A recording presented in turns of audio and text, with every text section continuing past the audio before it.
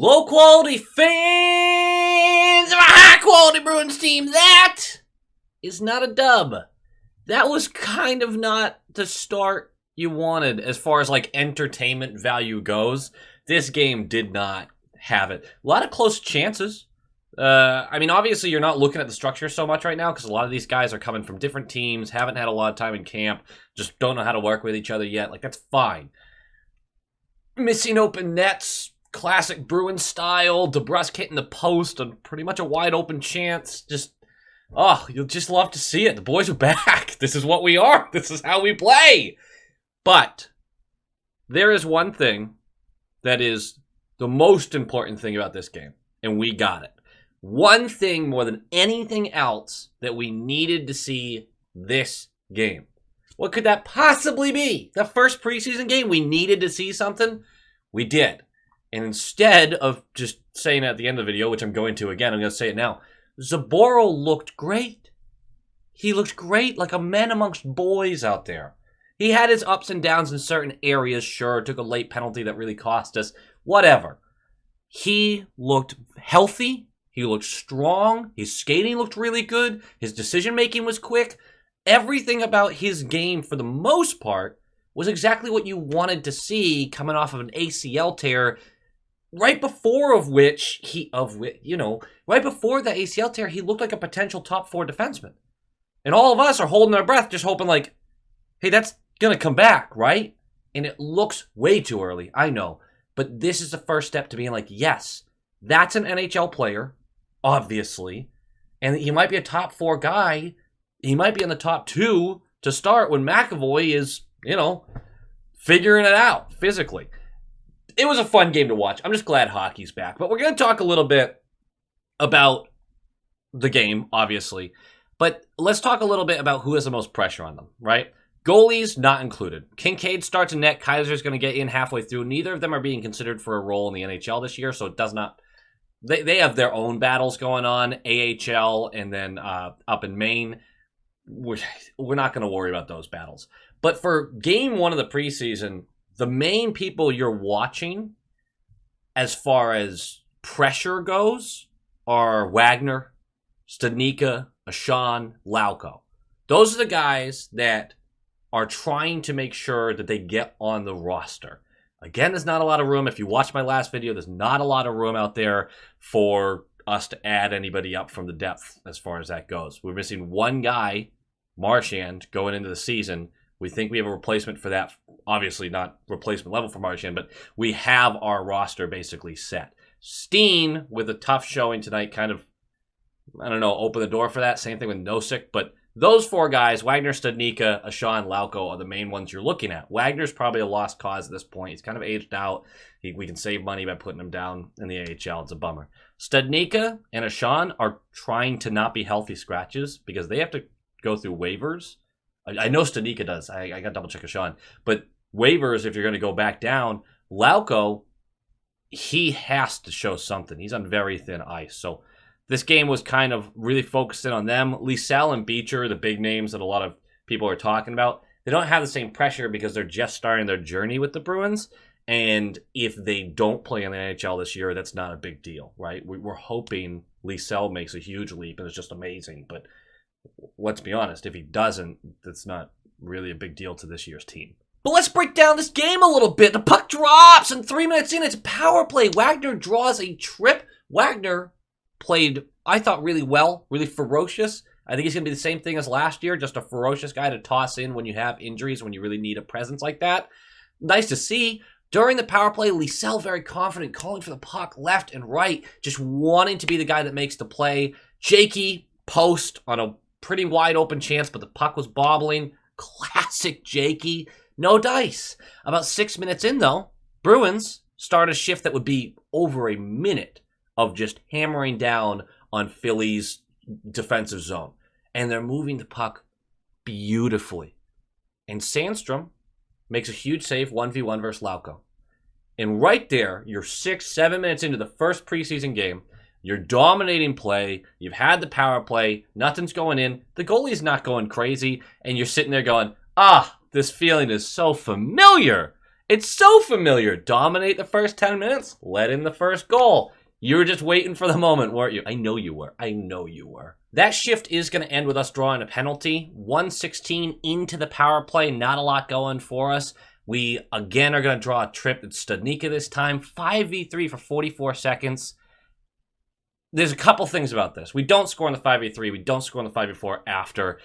Even though there's Studnicka kind of scores, but the whistle came already. This was a good whistle. The puck was in the pads, and Sandstrom moved like 4 seconds after the puck got in his pads. Whistle came, Studnicka hammered it in, didn't count. But what I want to say about the 5v3, how that got drawn, Stud does fall, he does get tripped. I loathe when players do this, and we see it all the time, we're seeing it more and more. Stud stops playing, and he looks up to the ref, and the puck's loose near him. And I'm sitting there like, get the fuck up! What are we doing? This is preseason, I know, but this is preseason for you to try to get on the team. Don't stop and look at the ref. Stand up, go get the puck. Maybe you get the call, maybe you don't. Don't just lie there. And of course, we do eventually get the call, but we aren't able to retrieve the puck as quickly as we wanted to. That's a problem to me. Young guys, they come in sometimes and they have this issue, and Studnicka has been here too long to still be having those. Stop staring at the ref. Pasta does it too much. He gets taken down, he looks up like, Pasta, get on your fucking feet! It's something that drives me nuts, and in preseason, it's inexcusable in preseason especially, because if you're a guy fighting for a spot on the team, you just can't be doing that. After that 5v3 and 5v4, Lettieri hits the post off of a face-off. We could have 3 goals at this point. It's just not happening for us. About 10 minutes in, Wags goes for the penalty kill. We kill it. It's a nice kill. Shortly after, Carrick deletes Roussel in our defensive zone. Green light hit. It allows a 2-on-1 the other way. Huge scoring chance. They blow the play dead because Wade Allison comes over and comes to fight Carrick.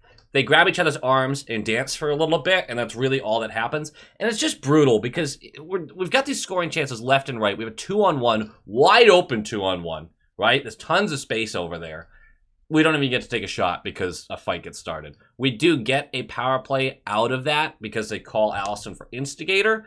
I hate that call. I mean, it should happen, I guess, but it's just silly. We're going to end the period 0-0. Second period starts, and you're looking for more of what you had in the first, and you're just really not going to get it. Didier goes in the first minute for interference. 26 seconds into that, I believe it was a roughing call. It was Lauko off the faceoff. Could have been called a couple things, honestly. Stick was up high, pulling him around. It was a good call. 5v3 PK, and unlike the Bruins, Philly moves the puck super quickly, gets the puck on net, it bounces out, and was it Frost? I believe it was Frost. Little behind-the-back pass across the crease. It was a beautiful pass. Gives Noah Cates the open net. Kincaid has no chance. It's 1-0. We do kill the 5v4 that follows for about a minute and a half. Not great, right? You've dominated this game so far. You get down on a 5v3 and allow a goal. Like, I'm not going to rag on you too much for allowing something on a 5v3, but you certainly don't want to get there in the first place. And it just feels like a classic Bruins game. Again, it's preseason, but God, you talk about the style of this team, no finish, and they just let the lead go away or don't score first anyway. It's just weird how things work out like that too sometimes. 4:32 in, and Foligno takes a weird slow-mo hit from behind into the boards. Play is blown dead, but AJ Greer decides to break out the meatballs, and he tries to make Hodgson eat them. Hodgson is more than AJ Greer can handle, though. But stick taps to him. In hindsight, it's a bad call. Foligno turns his body really late and takes this awkward hit. I didn't like the call. Greer does get 2 for instigating. He gets 5 for fighting and a 10-minute misconduct, so the period's done for him already, and there's still 15 minutes left. 12 minutes in, Nosek mishandles a 2-on-1 with Steen. Gotta love that. Then Lauko misses a wide open net after a beautiful feed from Koppen. And Koppen, especially later in the game, as the game went on, was looking better and better. 10 minutes into the period, Kaiser's going to take over the net. 5:20 remaining in the period. Carrick clears it over the glass. We kill it. No problem. 2:57 left. Philly clears it over the glass. And we get nothing. We love it. We love it. I might already have to start making memes about how bad the power play is. Way too early for that, but I might have to. After 2, it's 1-0 Philly. I was criticizing Ashawn before we got to the third period. He just seemed not there, right? Not doing a lot. He kind of reminded me of what Mike Riley was doing early last season, where his big thing, Mike Riley, is getting down below the net and causing disturbance, creating mismatches because the defenseman comes so far down forward and he actually has good puck handling that the defense doesn't really know how to react. Ashawn, 3 minutes in, basically does exactly that. So flips the script. Looks much better than third in total, by the way. He gets down behind the net, causes a defensive lapse. It draws a slashing call on Philly. Foligno does get a chance 1v1 with Grosnick. Yep, Grosnick's on Philly now. And he bobbles the damn puck. It is insane to think we haven't scored at this point. Greer also gets a clean break and looks like the puck bobbles on him as well. Can't finish backhand. So you basically look at this game and go, could we have 6 goals at this point? If we had like decent finishing, we're up to like 26 shots at this point or whatever it is. It's just so dumb. And then, of course, the weirdest goal goes in. 7:10 left. Lettieri uses the body on the right wall up towards the point to create a disturbance. It pushes the puck farther up to the point. Didier, I believe, is there and just whips it into the slot. Way too much on this, panicky. But luckily, Lauko basically takes it up high, settles it, and no-look blasts this at the net. In its blocker side post and in. Grosnick doesn't have a chance. Just a gorgeous shot. And you want to say Lauko, and a lot of people after this are like, Lauko's looked so good tonight. I disagree. I didn't like most of what Lauko did. He had energy, sure, but when you're playing early in the preseason against a lot of AHL guys and you're trying to make a team, like I need you to look better than other players out there, and I don't think that's really what he did. Except for this moment, which was a beautiful fucking goal. Just a gorgeous hammer shot. So we tie it. And immediately take a penalty for interference directly after. That's Zboril, which this is a big penalty, but it is what it is. His overall game was really good. Directly after we kill the penalty, they get back into the zone, and there's a blast from the point. And Wisman and Jackson Cates, the other Cates, Noah Cates scored the first goal. Jackson Cates are battling. Wisman doesn't take away his stick. It's a tip. Gets past Kaiser. 2-1, that'll be your final score. Brutal way to lose the game. Hilarious, though, because two things that we looked exactly like last year's team is no finishing, like dominate the play, but no finishing, and then get scored on shortly after we score a goal. Just those. It's a funny thing to see because the themes continued to me. That's all it is. But game notes. The most important thing, as I mentioned before, Zboril looks fantastic. One game, very early, but this is exactly what you needed to see. You'd rather see this than see him slowly ease into it and look like he's hampered, because we'd have the opposite conversation, and we'd still say too early. I just know that people are going to yell at me for this because that's too early. But Zboril looks great. He really does. Vets are clearly taking it easy out there. Foligno, DeBrusk, Steen, they really didn't do much. Foligno and Steen are not in a position to do that, though. Foligno, first of all, either was taking it easy or still looks so bad, man. He still looks so bad. And it's such a bummer, and I hate saying it, but it's not good. Steen, on the other hand, he just didn't wake up. There was no ferocity to his game. There was no quick-witted aggression. There was like the stuff that you really like for him, the Steen train. It just wasn't present in this game, and I was really surprised by that.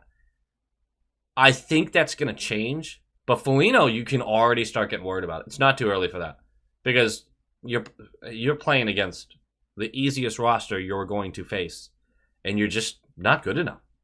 Not good enough. And I'm really surprised that he didn't come out a little heavier, you know?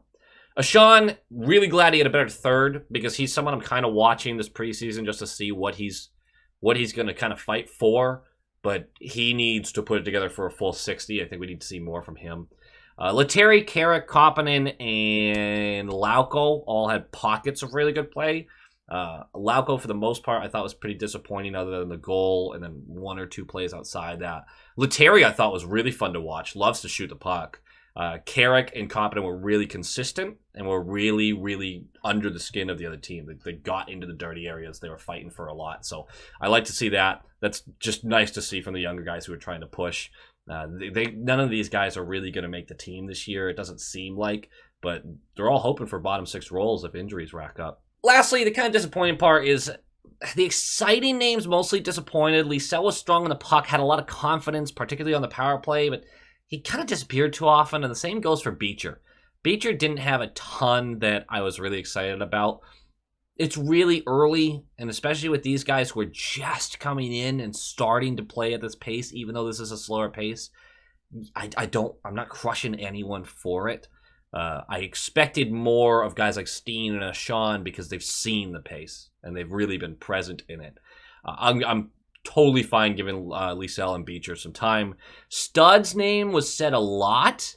He was present in a lot of plays, but he continues last year's trend of having very little finishing and being pushed out of plays too easily. So not a lot to say about those 3 guys. Not a lot of confidence to start.